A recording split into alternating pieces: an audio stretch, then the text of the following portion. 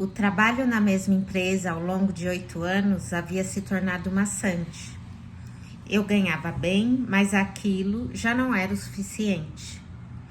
Também me sentia pouco tentada a fazer o que era necessário para mudar de nível, aprender algo novo, sair da zona de conforto.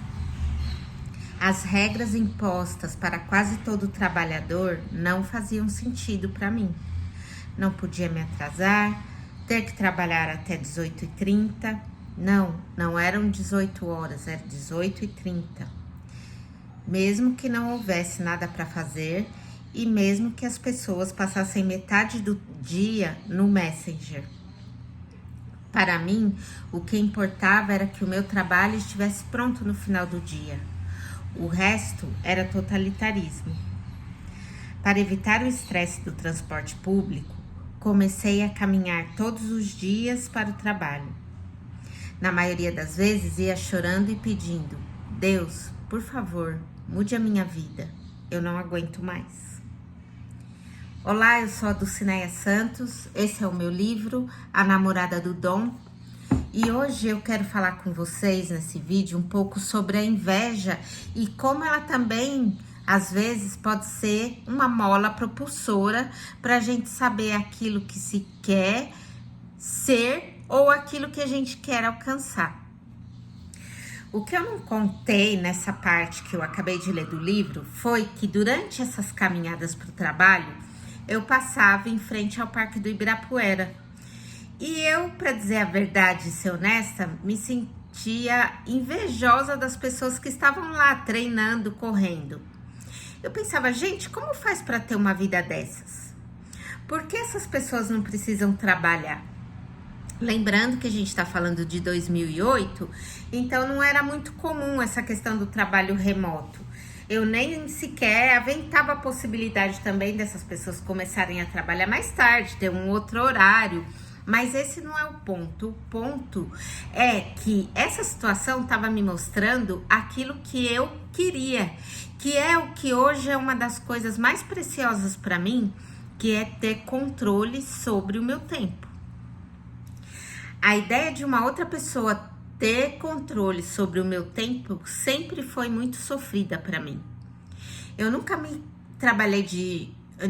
importei de trabalhar, de trabalhar até tarde, se fosse preciso, mas essa rigidez de tal hora, você pertence a mim, ao invés de execute essa tarefa, então você é livre, nunca entrou na minha cabeça. Só que foi essa inveja que me mostrou qual era a minha necessidade. Essa inveja serviu e ainda serve como uma bússola para quando eu tenho que tomar determinadas decisões. Se eu fizer isso e aquilo, se eu tomar essa ou aquela decisão, eu vou continuar sendo capaz de ter controle sobre o meu tempo? Sobre como eu uso o meu tempo? Uma outra vez que eu tive inveja foi na faculdade. Eu, como muitas outras pessoas, trabalhava o dia inteiro e à noite ia para a faculdade. Saía de lá quebrada, acabada. Normalmente, quem faz faculdade à noite tem uma realidade diferente de quem estuda de dia. Normalmente são pessoas que moram mais afastadas, moram na periferia, que bancam seus próprios estudos, não tem o suporte da família, a família não tem muitas posses, muitas vezes a família não tem essa educação. E daí, dentro dessa realidade, eu olhava na porta da faculdade e pensava, gente, onde essas meninas arrumam esses caras que tem carro, que vem buscar na porta? E eu, pode-se dizer que eu tinha inveja daquilo, não no sentido de que eu queria o namorado delas, mas de que eu queria, no fundo, alguém que se comprometesse comigo daquela maneira.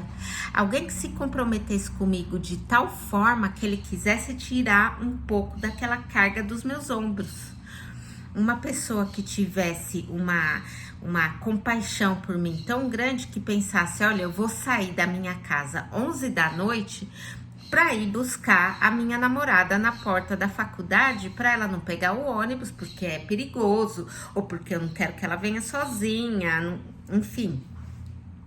Então, acabou que essa inveja me mostrou o que eu queria, que era comprometimento, companheirismo, e me ajudou também a levantar a barra daquilo que eu conhecia como relacionamento.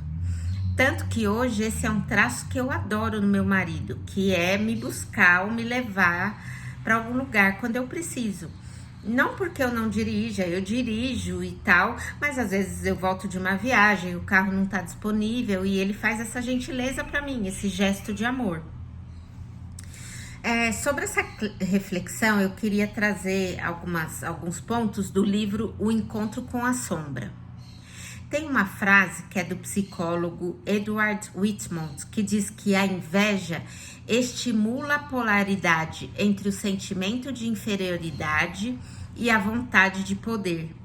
E que a inveja, entre outros sentimentos como a culpa e a vergonha, é um aspecto da sombra da primeira emancipação do ego.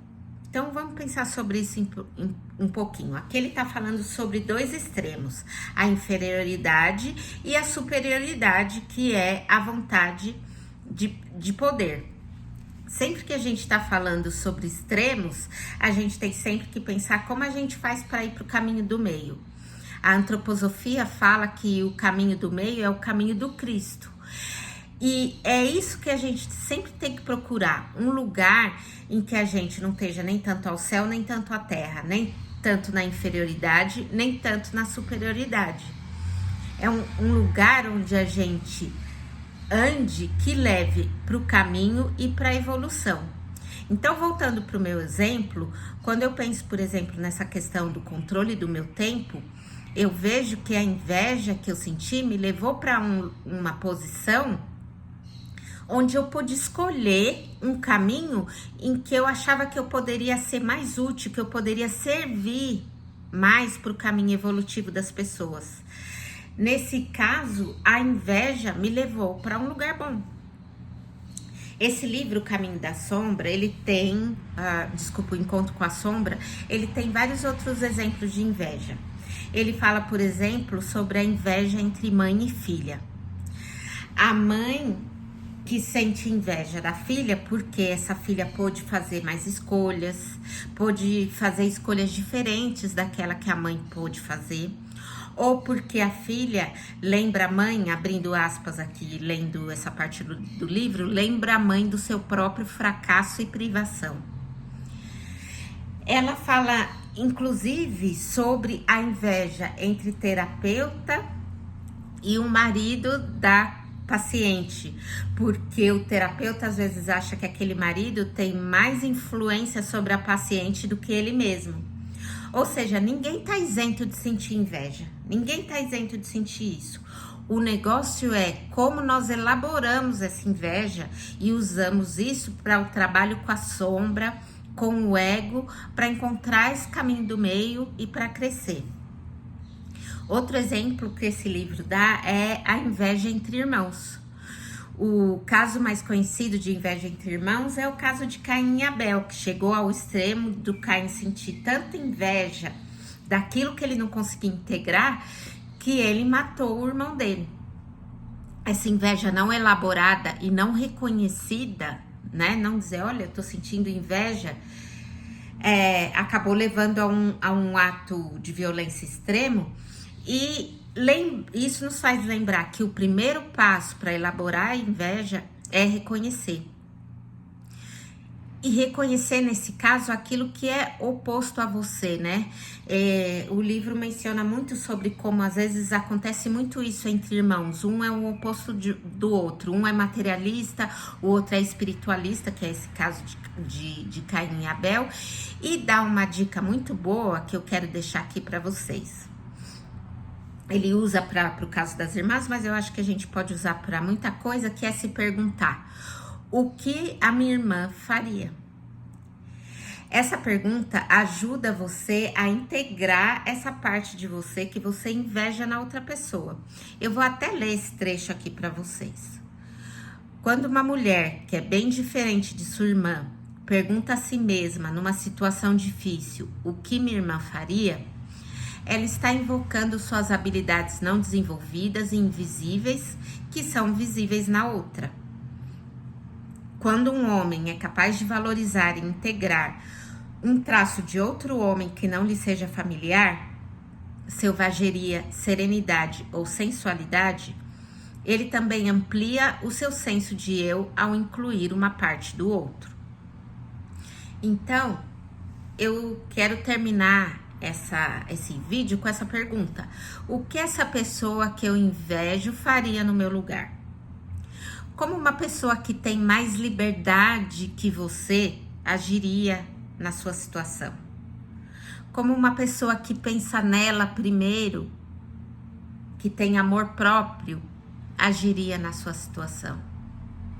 Como uma pessoa que não tem medo de gastar dinheiro, que tem um pensamento abundante, agiria na sua situação?